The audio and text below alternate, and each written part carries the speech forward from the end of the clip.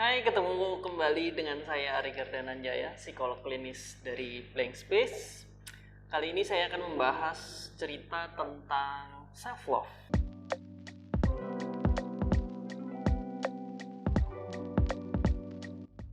Oke, kita akan bicara tentang cerita dari salah satu teman kita yang kemarin ikut dalam webinar kita, yang itu adalah temanya adalah self love gitu ya. Salah satu ini ceritanya dari teman kita di Yogyakarta ya, mahasiswa S1, usia 20 tahun, seorang perempuan ya. Jadi ceritanya begini. Saya ingin bercerita berkaitan dengan self worth dan self love yang saya miliki katanya. Selama pandemi ini, saya menghabiskan waktu 3 bulan tanpa melakukan hal-hal yang berguna. Saya cenderung membuang-buang waktu saya. Padahal saya adalah orang yang senang melakukan banyak hal dan mampu melakukannya. Wow, gitu ya. Dia senang melakukan. Jadi dia itu orang yang aktif dan memang dia ahli untuk melakukan dan bisa melakukan itu gitu. Banyak hal yang dia bisa, jadi mungkin multitasking gitu ya, mungkin seperti itu gitu. Nah, dari cerita kita lanjutkan ya. Tetapi hal-hal itu harus berjalan dengan baik sesuai dengan keinginan saya dan tanpa celah. Artinya, wow, mbak ini dia mahasiswi ini ternyata orang yang perfeksionis dan terus dia cerita gini, saya mungkin agak sedikit keras pada diri saya. Karena jika saya mengalami kegagalan, saya akan langsung menyalahkan diri sendiri dan meragukan diri saya. Oke, dia blaming dan kemudian bukan hanya blaming, tapi kemudian dia meragukan dirinya. Terus dan semenjak pandemi ini terjadi, semenjak pandemi terjadi, kampus saya diliburkan dan dilakukan perkuliahan online. Saya merasa penurunan yang cukup banyak dalam produktivitas saya. Saya juga menyerah pada semua goals yang sebelumnya saya ingin capai di tahun ini, katanya seperti itu. Saya tidak mengikuti seleksi penerimaan beasiswa, saya tidak mendaftar menjadi anggota organisasi fakultas atau di universitas, kata dia. Saya tidak mendaftarkan diri di organisasi rohani di kampus, katanya.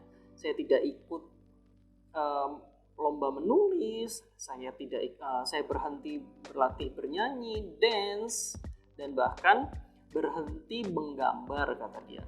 Saya juga sempat menyelesaikan tugas asistensi penelitian, tetapi sedikit terlambat beberapa hari dari deadline yang sudah diberikan. Padahal sebelumnya tidak pernah gitu ya. Saya berhenti melakukan semua hal itu dan justru hanya menghabiskan waktu dengan tidur dan menonton, katanya seperti itu. Tetapi saya akan terus menangis setiap malam memikirkan bahwa saya tidak mampu melakukan apapun, bahwa saya tidak bisa melakukan apapun dengan baik, bahwa saya tidak cukup baik. Jadi ketika dia tidak bisa melakukan apapun di malam hari itu, dia penyesalannya sangat dalam karena tidak bisa melakukan banyak hal gitu ya. Nah, terus dia bilang gini, saya terus-menerus menyalahkan diri sendiri ketika teman-teman saya bercerita mengenai kegiatan seperti rapat ormawa, volunteer dan sebagainya. Sedangkan saya tidak melakukan apa-apa, saya benar-benar merasa tidak berguna dan tidak berharga. Saya merasa tidak berguna dan tidak berharga. Saya tidak bisa berhenti menyalahkan diri saya. Oke. Ini yang sering dilakukan pada orang-orang yang perfeksionis. Gitu. Teman-teman bisa kembali ke diri teman-teman. Apakah teman-teman seperti itu?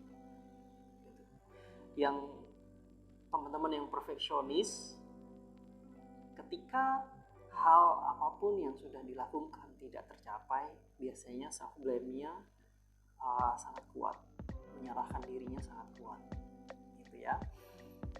Dan ini apakah dia mencintai dirinya? Nah, nanti kita bahas. Saya teruskan dulu ya. Saya ingin mencoba melakukan sesuatu tetapi tidak tahu harus mulai dari mana. Dan dengan putus asa saya mendaftar pada semua seminar yang saya temukan informasinya, dan salah satunya adalah webinar kita kemarin, gitu ya. Nah, dan untuk bulan ini saya sudah mendaftar di sekitar 22 seminar kampus dan luar kampus. Saya tidak mengerti lagi bagaimana saya harus memulai, dan sebenarnya titik permasalahan yang saya alami itu apa, kata dia. Oke, Mbak, saya sebut saja dengan nama Mbak MR ya. Oke, Mbak M. Gitu. Mbak M, Anda memang orang yang perfeksionis, dan kebanyakan orang perfeksionis punya target dalam hidupnya. Oke. Dia keras dengan dirinya sendiri, jelas. Kemudian yang dia lakukan adalah blaming, self blame, menyalahkan diri sendiri. Nah, orang-orang yang seperti ini memang ketika tidak ada ruang yang bisa membuat dia bergerak atau tidak bisa mengaktualisasikan dirinya, maka yang terjadi apa sih? Yang terjadi merasa tidak bisa melakukan apapun itu, merasa benar-benar tidak berguna. Oke. Sebetulnya gini, dia bilang kan bahwa saya harus memulai dari mana? Gitu. Saya akan menjawab seperti ini, Mbak M, yang harus Anda mulai adalah mulai dari apa yang bisa Anda lakukan, hal paling simpel yang kemudian Anda hargai. Itu bukan berarti kemudian Anda melupakan target-target Anda, tidak. Target Anda bisa tetap Anda lakukan, tetapi adalah mulai coba untuk mencintai diri Anda. Lihat ke belakang, hal apa yang sudah Anda capai. Orang yang perfeksionis biasanya sulit untuk mengungkapkan terima kasih pada dirinya. Iya, bentuk terima kasih pada dirinya. Kurang memberikan apa yang menghargai dirinya dengan cara yang baik. Nah, ini yang kemudian menjadi masalah. Dari awal dia sudah mengklaim dirinya orang yang perfeksionis, satu, kemudian dia bilang bahwa orang yang aktif, gitu. Kemudian ini ada mengklaim bahwa dia tidak berguna, gitu. Apakah benar Anda tidak berguna? Coba Anda cek dalam lingkungan keluarga Anda. Ketika Anda dalam hidup keluarga, apakah Anda benar-benar tidak berguna? Saya rasa enggak. Ketika kita berfokus diri kita berfokus pada permasalahan atau berfokus pada menyalahkan diri sendiri atau self blame, maka kita lupa bahwa kita juga pernah melakukan banyak hal yang itu bisa sudah mencapai prestasi tertentu. Nah, artinya apa di sini? Artinya bahwa kita jarang untuk mengucapkan berterima kasih pada diri sendiri. Nah, kalau seperti ini apa? Kita terlalu memaksakan diri kita. Ingat bahwa tadi ya, kita juga tubuh kita itu secara biologis juga butuh istirahat kok. Gitu. Artinya ketika kita melakukan banyak hal, kita sibuk melakukan banyak hal, kita juga harus memberikan waktu kita untuk sendiri mungkin, atau untuk istirahat. Itu salah satu bentuk bagaimana mencintai diri sendiri. Nah, apa yang dilakukan Mbak M adalah mulailah dari apa yang bisa Anda lakukan. Jangan fokuskan diri Anda pada suatu hal yang Anda belum tahu mau melakukan apa, atau pada perencanaan yang sudah tahu bahwa itu akan banyak ganjalannya atau yang tidak mungkin bisa Anda capai. Karena kasusnya misalnya dalam pandemi ini misalnya seperti itu. Hal yang simpel. Misalnya saya akan memberikan contoh apa yang bisa Anda lakukan adalah misalnya kalau Anda di kos gitu ya. Bisa coba misalnya dengan membersihkan kamar, hal yang simpel. Kemudian coba mulai bersyukur. Bukan berarti Anda tidak bersyukur di sebelumnya, tetapi coba bersyukur dengan menghargai diri Anda dari hal yang simpel. Membersihkan kos tadi, kamar kos tadi gitu ya. Merapikan. Saya sudah membersihkan kamar kos saya nih selama pandemi ini yang jarang saya rawat, atau barang-barang kesayangan misalnya. Saya sudah melakukan hal yang terbaik untuk sesuatu yang saya sayangi misalnya itu tentang barang gitu ya. Saya akan coba rewardnya ya gitu. Rewardnya saya coba beli es krim deh buat diri sendiri sambil menikmati ini saya sudah pantas. Karena apa saya mendapatkan es krim ini, saya pantas karena saya sudah berusaha melakukan ini. Ini salah satu bentuk bagaimana kita menghargai diri kita, bagaimana kita menyayangi diri kita. Gitu. Dan kebanyakan orang lupa tentang ini, tentang me time misalnya. Gitu. Kemudian sebenarnya titik permasalahan yang saya alami apa sih? Titik permasalahan yang Anda alami adalah, kalau saya boleh bilang, Anda kurang luas. Salah satu yang menjadikan orang-orang perfeksionis ini mudah stres adalah kurang luas, kurang fleksibel ketika menghadapi suatu hal permasalahan yang menimpa dirinya yang tidak sesuai dengan apa yang sesuai dengan targetnya. Kurang luas bagaimana membayangkan bahwa aku tidak bisa mencapai ini. Ya sudah, gitu. Bukannya sudah artinya tidak peduli, tidak, tetapi ya sudah, mungkin gitu. Fleksibel itu ada segini, mungkin Tuhan punya rencana lain.